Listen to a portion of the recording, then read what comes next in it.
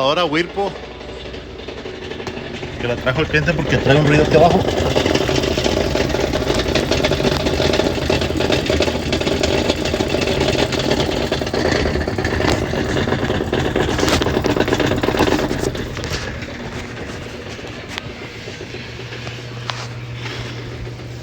Se escucha ese ruido.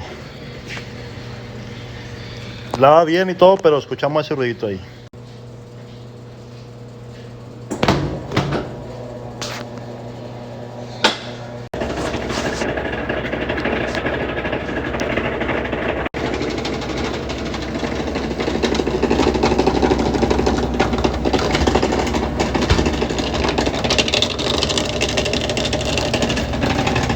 Pues sabemos el ruido, chavalo, pero no.